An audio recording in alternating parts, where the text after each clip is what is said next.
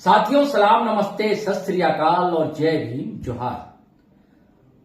साथियों, झारखंड पूरी तरह चुनावी मोड में आ चुका है। ये सारी पार्टियां, चाहे सत्ताधारी जेएमएम हो, कांग्रेस हो, आरजेडी हो, लेफ्ट की पार्टियां हो, तो दूसरी तरफ विपक्षी पार्टियां, भारतीय जनता पार्टी, उसका सहयोगी दल आजसू, सब कोई जो है रेस में है। आप देख रहे होंगे कि लगातार सभाएं कर रही है कल्पना सोरेन, जो कि स्टार लीडर है अभी जेएमएम की। तो दूसरी तरफ सरकार की जो अगुवाई कर रहे हैं चंपई सोरेन, वो भी ताबड़तोड़ घोषणाएं कर रहे हैं तरह तरह की वोटर्स को लुभाने के लिए। तो वहीं भारतीय जनता पार्टी ने भी अपने प्रभारी बदल दिए और चर्चा तो ये भी है कि अध्यक्ष भी बदला जाना है। तो आखिर हो क्या रहा है, इनकी तैयारी है कैसे, इन सब मुद्दे पर हम झारखंड की राजनीतिक नब्ज पर पकड़ रखने वाले युवा पत्रकार साथी सरफराज कुरैशी से जानना चाहेंगे। और आप देख ही रहे साथियों, हम लोग लगातार, हम दोनों साथी अपने अपने चैनल के लिए आपसे चर्चाएं कर रहे हैं। उनका चैनल है न्यूज स्टॉपेज, तो हमारा है जीटी रूट लाइव। तो हम सीधे बात करते हैं सरफराज से और जानना चाहेंगे। अभी जो मुझे भी कुछ ध्यान में बातें आएंगी दोस्तों, तो मैं भी अपनी बातें रखूंगा। तो सरफराज, तैयारी है क्या, ये आप बताएं, पूरी अपडेट बताएं, आप पूरी कहानी हमारे व्यूअर्स जानना चाहते हैं। देखिए, चुनाव की तैयारियों में जैसा आपने बताया है कि चुनाव की तैयारी में सभी दल जुट गए हैं जी। जिस तरह से जेएमएम ने गढ़वा से शुरुआत की, आज भाजपा के दो जो प्रभारी और उप प्रभारी बनाए गए हैं, केंद्रीय कृषि मंत्री और मध्य प्रदेश के पूर्व सीएम शिवराज चौहान और असम के सीएम हिमंता बिस्वा शर्मा, ये आज रांची आए हुए हैं। इन्होंने कार्यकर्ताओं से बात की और जो कमी रह गई थी लोकसभा चुनाव में, उसको जानने की ये कोशिश कर रहे हैं। दरअसल विधानसभा के चुनाव को लेकर अब 5-6 महीने बचे हुए हैं, तो इसको लेकर बीजेपी भी पूरी तैयारी में, पूरे चुनावी मोड पर जी बिल्कुल, पूरे झारखंड में चुनावी मोड पर सभी पार्टियां आ गई है लगभग। कांग्रेस भी उसी दिशा में है।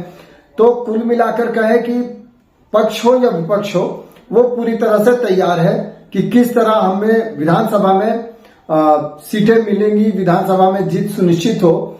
दरअसल आप लोकसभा चुनाव में देखेंगे तो इस बार लोकसभा चुनाव में भाजपा को 3 सीटों का नुकसान हुआ जी। पिछली बार लगभग 62 विधानसभा में जीत मिली थी जी भाजपा को, लेकिन फिर विधानसभा चुनाव हुआ 2019 में ही, तो भाजपा जो है वो बहुमत से काफी दूर हो गई जी और सत्ता से दूर हो गई जी। और इस बार 9 सीटें मिली हैं इसको, एनडीए को जी, जिसमें से 8 भाजपा के हैं। तो 52 विधानसभा सीटों पर भाजपा एक तरह से जीती है जी। लेकिन कहा जाता है, इसी बात को लेकर उत्साहित भी है, मतलब एक तरह जहां गम है वहां खुशी को भी, अपने गम को छिपाने के लिए जी, जो भाजपा नेतृत्व है, वो जो प्रभारी बनाए गए हैं, उनका कहना है कि बहुत अच्छा रहा, हमारा प्रदर्शन अच्छा रहा है। हेमंता ने कहा शायद, और शिवराज सिंह चौहान ने भी कहा। अच्छा, लेकिन अगर आप देखेंगे तो जो पैटर्न अभी तक देश में दिखता रहा है, आप दिल्ली का ही ले लीजिए कि दिल्ली में जैसे ही चुनाव होते हैं केंद्र के, तो नरेंद्र मोदी के नाम पर चुनाव भाजपा जीतती है, लेकिन वही विधानसभा चुनाव होता है तो आम आदमी पार्टी जीत जाती है चुनाव। झारखंड में भी पिछले बार आप देख लें तो 11 सीटें लोकसभा में भाजपा ने जीत दर्ज की थी जी। एक उसके सहयोगी आजसू ने जीत दर्ज की जी। और एक जेएमएम में कांग्रेस के पास थी सीट। इस बार 5 सीटें आ गई है कांग्रेस और जेएमएम के पास, यानी 3 सीटों का नुकसान हो गया। और वहीं जैसे ही वो चुनाव खत्म हुए थे, लोकसभा चुनाव, तो आपको याद होगा कि लोकसभा चुनाव के बाद फिर विधानसभा चुनाव हुए, तो इसमें एनडीए की हार हो गई, गठबंधन सरकार और महागठबंधन जीत गई। तो वोट का पैटर्न जो है वो लोकसभा के लिए अलग हो जाता है, विधानसभा के लिए अलग हो जाता है। ऐसे में इसी बात को लेकर तैयारी है। एक तरफ जहां एनडीए अपने जो खराब प्रदर्शन कह लें उसको छिपाने की कोशिश करके, ऊर्जा भरने की कोशिश कर रहे हैं अपने कार्यकर्ताओं में, वोटरों का धन्यवाद देते हुए, तो वहीं जो है इंडिया गठबंधन भी उत्साहित है इस जीत से और उसी दिशा में वे आगे बढ़ रहे हैं। जी अच्छा, ये सवाल है, देखिए सरफराज कि हेमंत सोरेन की गिरफ्तारी हो गई है जी और जेल में है। बिल्कुल। लोकसभा में वो मुद्दा बना, क्या आपको लगता है विधानसभा में ये मुद्दा बनाएगी? बिल्कुल बिल्कुल बिल्कुल। आप देखेंगे कि इस बार लोकसभा में जैसे आज भी भाजपा के जो दोनों प्रभारी उप प्रभारी थे उनसे भी यही सवाल हुआ जी कि आखिर 5 जो यहाँ आरक्षित सीट थे आदिवासियों के लिए वो हार गया, भाजपा हार गई जी। ठीक है, तो कहीं ना कहीं इसका पूरा कारण जो है बैक आप देखेंगे तो उसका कारण पर्दे के पीछे यही दिख रहा है कि हेमंत सोरेन की जो गिरफ्तारी हुई है उसका नुकसान उठाना पड़ा है भाजपा को और कहीं ना कहीं सहानुभूति आम लोगों की जुड़ गई है जेएमएम से। और कल्पना सोरेन को इसी कारण से अचानक से वो सुपरस्टार हो गई है। वो महागठबंधन में खास करके जेएमएम में अभी सबसे बड़ी नेता बनने जा रही है, जबकि अभी वो उनका राजनीतिक में आए हुए बहुत 1 से 2 महीने ही कहते हैं ना, जुमा 8 दिन की उसी तरह से। लेकिन आप देखेंगे कि वो जो फायदा मिला था लोकसभा में उसी प्रकार से विधानसभा में भी फायदा मिलने की उम्मीद है।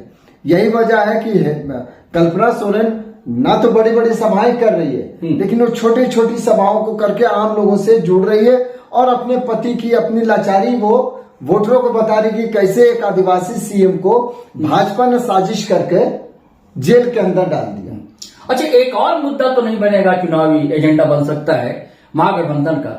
देखिए, चंपई सोरेन ने पिछले दिनों कहा कि हम भी जातीय जनगणना कराएंगे बिहार के तर्ज पर। जी, ये पूरे हिंदुस्तान में ये झारखंड दूसरा राज्य होगा ऐसा जी कि जो अपने अनुसार अपने निर्णय से जी जातीय जनगणना की ओर जा रहे हैं। जी, नोटिफिकेशन भी जारी कर दिया, कैबिनेट में पास हो गया है जी। कैबिनेट में पास हुआ, अब ये मामला वित्त के पास भी जाएगा जी और अभी विधानसभा से भी पारित होना है जी। तो कुल मिलाकर ये क्या है कि ये भी एक मास्टर स्ट्रोक हो सकता है क्योंकि इसमें लोग जिसकी जितनी आबादी उसकी उतनी हिस्सेदारी, ये लगातार इंडिया गठबंधन की बातें आते रहती थी जी। चंपई सोरेन ने कहा है, बयान दिया। हाँ, ये इंडिया गठबंधन का ही एक तरह से आप देखेंगे कि राहुल गांधी भी लगातार अपनी सभाओं में यही बात कहते थे, तेजस्वी भी अपनी बात बिहार लोकसभा के दौरान भी तेजस्वी भी ये बात कहते रहे। तो ये जो निर्णय हुआ है सरकार का, ये बहुत ही, और एक नहीं कई और निर्णय हुए, इस बारे में भी चर्चा भी करेंगे। ये निर्णय एक, चूंकि आम लोगों को जहां एसटी समुदाय है, एससी समुदाय है, ओबीसी है, जनरल है, जितने भी लोग हैं जी, तो किसकी कितनी आबादी है ये जब पता चल जाएगी सरकार को तो उससे जाहिर सी बात है आरक्षण मिलेगा। तो इसका लाभ सीधे सीधे इस बार और चंपई सोरेन ने कहा कि आरक्षण तो मिलेगा ही और जो हम सरकार की योजनाएं बनाएंगे जी उसके अनुसार बनाएंगे। तो यही है, आपको याद होगा कि बिहार में भी यही बात हो रही थी कि जिसकी जितनी आबादी है उसकी जानकारी मिलने के बाद हम उसी अनुसार से योजनाएं बनाएंगे, उनको लाभ पहुंचाएंगे ताकि हर जाति जो है वे समानता में आ जाए, हर तबके को लाभ पहुंचे, हर तबका एक बराबर हो जाए, कोई पिछड़ा नजर नहीं आए। तो इसके काट के लिए जो आदिवासी वोट नहीं मिला इस बार लोकसभा चुनाव में भारतीय जनता पार्टी को जी, और जो जातिगत जनगणना है, आरक्षण की बात है, हर समाज को सरकारी सुविधाएं योजनाओं का लाभ पहुंचाने की बात है, तो इसके काट के लिए क्या तैयारी हो सकती है भाजपा की? देखिए, इसके काट के लिए जो तैयारियां हैं वो तो एक अलग अभी बात होगी। सबसे पहले और कुछ जो चीजें सरकार करने जा रही है जिससे सीधे सीधे आम लोगों का जुड़ाव होगा। आपको पता है कि हर घर में सरकार ने 100 यूनिट बिजली फ्री कर रखा है। बिल्कुल जी, इसका बहुत फायदा दिख रहा है सरकार को। लोकसभा चुनाव में जो वोटें मिली है तो हेमंत के जेल जाने के कारण दूसरी कई योजनाओं का भी लाभ मिला है जी इनको। इसी तरह अभी कैबिनेट में 200 यूनिट फ्री बिजली देने की घोषणा चंपई सोरेन ने कर दी है जी। अब आप सोचे कि जो 100 यूनिट बिजली मिल रही थी 200 यूनिट मिलेगी तो कई लाख ऐसे घर होंगे कि जिनको बिजली का बिल अभी नहीं चुकाना पड़ रहा और जो बचे हुए तो उनको भी लाभ मिलना शुरू हो जाएगा जी। एक तो ये है। दूसरा है, आप देखेंगे बंगाल में ममता बनर्जी जी हाँ, किस कारण से सबसे ज्यादा उनसे महिलाएं वोटर जुड़ी रहती है जी, वो कई योजनाओं का लाभ पहुंचता है, महिलाओं को विशेष लाभ है, महालक्ष्मी योजना करके है ना जी। उसी तर्ज पर आप देखेंगे कि झारखंड सरकार जो अभी इंडिया गठबंधन की सरकार है ये भी सीधे महिलाओं से जुड़ने जा रही है जी। उसका कारण बताते हैं। 60 साल को लेकर पेंशन की योजना तो थी ही, 60 साल से अधिक की उम्र के बुजुर्ग को जी। झारखंड सरकार ने क्या किया है, पहले SC ST की महिलाओं को 50 साल से अधिक उम्र की महिलाओं को पेंशन देने की घोषणा कर रखी थी। अच्छी अब एक और योजना आ गई है कि 25 से 49 साल तक की महिलाओं को पेंशन देगी जी झारखंड सरकार। 1000 रुपये हर महीने उनके अकाउंट पर सीधे जाएगी जी। तो अब आप सोचिए कि 25 साल की जो लड़की है, युवती है, वहां से लेकर आप 49 साल की महिला तक जाएं कि सभी को पेंशन योजना का लाभ मिलेगा। तो जाहिर सी बात है कि महिलाओं का जुड़ाव इंडिया गठबंधन की ओर तेजी से होगा। सरकार इसी रणनीति पर काम कर रही है और आने वाले 1 से 2 महीने के अंदर इसको पूरी तरह अमली जामा भी पहना देगी। तो इसका फायदा मिलेगा। अब आप पूछेंगे कि इसका काट क्या हो सकता है, भाजपा की क्या तैयारी होगी? तो भाजपा के पास फिलहाल इसका काट नहीं दिखता। अच्छा, क्यों? इसलिए कि जैसे ही आपको अगर कोई लाभ मिलना शुरू होगा तो इसके काट में जब कोई आप बड़ा लाभ दीजिएगा तभी हो सकेगा। क्योंकि अभी भाजपा झारखंड में सरकार में नहीं है, सरकार से बाहर है, तो इस योजना का काट फिलहाल भाजपा नहीं दिखा पाएगी। अच्छा, अब केंद्र से अगर कोई बड़ी योजना ले आती है जी, खास करके चुनाव को लेकर या कोई राहत दे देती है केंद्र सरकार महिलाओं को, तो हो सकता है कि कुछ फायदा हो। लेकिन जिस प्रकार से वो राशन वाला जो मामला है वो तो मिलता होगा। देखिए राशन, उज्ज्वला गैस का वो फायदा, देखिए राशन और उज्ज्वला गैस ये पुरानी बात हो गई जी। अच्छा, आपको पता होगा कि राशन देने की योजना जो है यूपीए गवर्नमेंट, ये यूपीए गवर्नमेंट की ऑलरेडी पहले से ही थी जी। ठीक है, कोरोना के समय में राशन दिया, जो फ्री राशन मिलना लोगों को शुरू हुआ तो लोगों को जहन में पुरानी बातें कई बार निकल जाती है और नहीं आ जाती है जी। तो अभी फिलहाल झारखंड में अगर राशन और उज्ज्वला की योजना का कोई लाभ मिलता होता तो भाजपा 3 सीटें अपनी नहीं हारती। अच्छा, तो कहीं ना कहीं अभी जो झारखंड सरकार ने जो योजनाओं को लाने की शुरुआत की है, जिस प्रकार से झारखंड सरकार जो है वो आपको महिलाओं के लिए स्पेशल योजना जो ला रही है, पेंशन योजना और 200 यूनिट फ्री बिजली, ये आम लोगों के लिए एकदम सीधे आम लोगों के घर में पहुंचने की स्थिति में आ जाएगी। तो इसका लाभ कहीं ना कहीं चुनाव में साफ साफ दिखता नजर आ रहा है। अभी जैसे 2 प्रभारी आए हुए हैं जी, लगातार बैठकें हो रही हैं, समीक्षा बैठक हो रही है भाजपा की, तो जो आदिवासी सीट है विधानसभा की और आदिवासी वोट छिटक रहा है, तो कुछ तो तैयारी होगी। क्या करेंगे ये भाजपा वाले? उनको अपनी तरफ करने के लिए इनके पास क्या योजना हो सकती है? देखिए सबसे पहले तो जो अटकलें आ रही थी फिलहाल अभी उस पर कि बाबूलाल मरांडी हटाए जा सकते हैं। अच्छा। फिलहाल उस पर मैं आपको अपडेट दे दूं जी कि इस पर फिलहाल विराम लगता दिख रहा है जी। क्योंकि जो झारखंड के प्रभारी है शिवराज सिंह चौहान ने स्पष्ट कर दिया है जी। कि विधानसभा का चुनाव बाबूलाल मरांडी के नेतृत्व में लड़ा जाएगा और इस टीम को, बाबूलाल मरांडी की टीम को उनका समर्थन रहेगा जी। तो एक तो यह है कि आदिवासी अगर बाबूलाल मरांडी को हो सकता है हटाते तो इसका नुकसान विधानसभा में देखने को मिल सकता है, क्योंकि अब बहुत ज्यादा समय है नहीं, 5 महीना है। तो बाबूलाल मरांडी पर एक बार विश्वास करते हुए केंद्रीय नेतृत्व फिर एक बार उसी के नेतृत्व में निकल रहे हैं, उसी की अगुवाई में चुनाव लड़ेगी भाजपा। तो कहीं ना कहीं ये भी एक संदेश देने का काम किया है कि भाई हम हतोत्साहित नहीं, कहीं नहीं है, कोई दिक्कत नहीं है और हम बेहतर तरीके से चुनाव में आएंगे जी। अच्छा, तो अभी ये लोग रहेंगे प्रभारी की आज ही चले जाएंगे? नहीं, प्रभारी का आना जाना लगा रहेगा। देखिए अच्छा। सबसे दिक्कत क्या होती है, कई साथी पत्रकार साथी ने हमारे यहाँ सवाल भी किए थे कि भाई पिछली बार भी जो प्रभारी बनाए गए थे केंद्र से आते हैं वे ज्यादा समय झारखंड को नहीं दे पाएंगे। अब ये दोनों जो प्रभारी है, एक तो केंद्रीय कृषि मंत्री हो गए हैं शिवराज सिंह चौहान और दूसरे सीएम है आपके असम के। तो ऐसे में इनके पास भी बहुत सारे काम होंगे, तो ये कितना वक्त दे पाएंगे झारखंड को?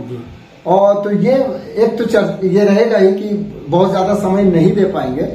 और जो पुराने टीम है बाबूलाल मरांडी की, चूंकि टीम ही चुनाव लड़ती है, ये तो देख रेख करेंगे, तो मुझे लगता है कि ये ज्यादा समय नहीं दे पाएंगे। लेकिन पुरानी टीम जो है उसी के बल पर फिर से चुनाव में ये जाने। आपको नहीं लगता है कि संगठन में कुछ बदलाव होगा भारतीय जनता पार्टी? अभी फिलहाल वैसा कोई बदलाव नहीं दिख रहा है, क्योंकि अगर बदलाव की स्थिति होती, हाँ ये है कि भाजपा ने आपका मुख्यमंत्री कौन होगा नेक्स्ट चुनाव में जी, इसको लेकर स्पष्ट नहीं किया, ये सवाल को टाल गए। अच्छा, हाँ प्रभारी, लेकिन इन्होंने ये स्पष्ट कर दिया कि चुनाव जो है वो बाबूलाल मरांडी की अगुवाई में ही लड़ी जाएगी। ये नहीं कहा कि मोदी के चेहरे पर लड़ा जाएगा?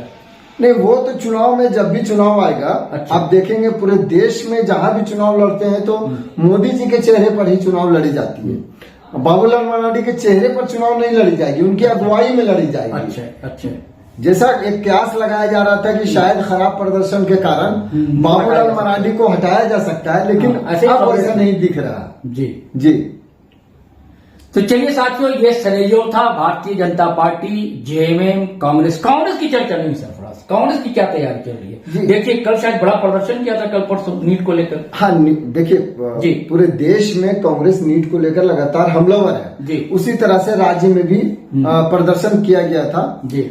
लेकिन कांग्रेस की भी तैयारी पूरी तैयारी चल रही है। 24 तारीख को बैठक होने वाली थी जो फिलहाल स्थगित हो गई है जी। लेकिन कांग्रेस भी अपने अनुसार जो सीटें, इनकी सिटिंग सीटें हैं उसको लेकर और बाकी तमाम तैयारियां जिस तरह पार्टी अपने अपने सभी पार्टियां कर रही है, कांग्रेस भी पूरी तैयारी में जुट चुकी है। मैंने पहले कहा कि आजसू भी तैयारी में जुट चुकी है, जेएमएम भी, कांग्रेस भी, आरजेडी भी, मतलब भाजपा भी, तमाम पार्टियां तैयारी में जुट चुकी है। हाँ, अब क्या है कि सीटों का बंटवारा को लेकर कई चर्चाएं तरह तरह की चल रही हैं, तो मुझे लगता है अभी सीटों के बंटवारे पर बात करना बहुत जल्दबाजी होगी, क्योंकि देखिए लोगों ने कहा कि भाई इस बार कांग्रेस का भी 2 सीट आ गया है, प्रदर्शन बढ़िया हो गया है, तो सीट ज्यादा मांगेंगे। हाँ, तो लेकिन इस पर झामुमो के प्रवक्ता ने एक विराम लगाने की बात कही, बोले कि भाई कौन कितने सीटों पर लड़ेगा ये तो नहीं, लेकिन इंडिया गठबंधन पूरे 81 सीटों पर चुनाव लड़ेगा। अच्छा, इसमें पड़वा आपको अभी फिलहाल किसका भारी दिखता है, एनडीए का या इंडिया अलायंस का? झारखंड में देखिए, झारखंड में पिछली बार को अगर आप पिछली बार के ही अनुसार देखेंगे जी, तो 2019 के लोकसभा चुनाव में झारखंड जो है वो भाजपा के साथ चली गई, एनडीए गठबंधन के साथ गई। लेकिन जैसे ही विधानसभा का चुनाव हुआ, भाजपा को हार मिल गई, अलायंस की तरफ आ गए, अलायंस की तरफ आ गए वोटर। तो अभी भी आप देखेंगे तो जैसा एक कयास लगाया जा रहा था कि हो सकता है कि 6 सीट में 7 सीट में सिमट जाए एनडीए, लेकिन फिर भी मोदी के जी के चेहरे के नाम पर उनको 9 सीटें चली गई हैं, मिल गई हैं गठबंधन के साथ एनडीए को।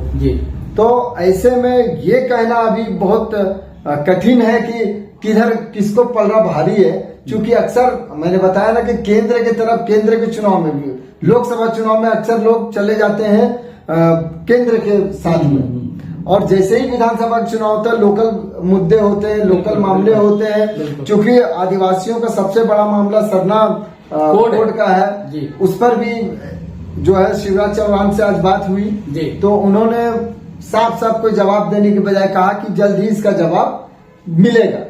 तो कहीं ना कहीं अभी आप ये नहीं कह सकते कि किनका कब पलड़ा भारी है, लेकिन आमतौर पर जो विधानसभा के चुनाव होते हैं वो लोकल मुद्दे पर होते हैं, लोकल मामले होते हैं, इश्यूज होते हैं। तो ऐसे में अगर आप उस नजरिए से देखेंगे तो अभी फिलहाल जो महागठबंधन की सरकार है, इंडिया अलायंस की सरकार है, वो भारी दिखती है।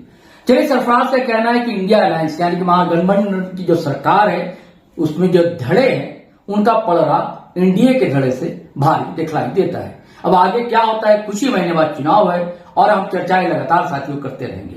लेकिन एक आग्रह है, गुजारिश है साथियों कि हमारा जीटी रोड लाइव भी सब्सक्राइब कर लें आप, भाई सरफराज का चैनल न्यूज स्टॉप पे उसे भी सब्सक्राइब कर लें, और हम लोग दोनों का वीडियो साथियों जरूर देखा करें और लोगों को क्या कहते हैं फॉरवर्ड किया करें, उसे शेयर किया करें दोस्तों, कमेंट्स किया करें। अच्छा लगता है, हौसला अफजाई मिलती है, कहीं कमियां हो तो उस पर भी ध्यान जरूर दें आप। चलिए अब चलते हैं, जय हिंद जय भारत। हाँ, और आप अगर फेसबुक पर देख रहे हैं तो फॉलो कर लें हमारा पेज, और अगर आप यूट्यूब चैनल देख रहे हैं हमारा, सब्सक्राइब कर लें और बेल आइकन दबाना हरगिज़ ना भूलें।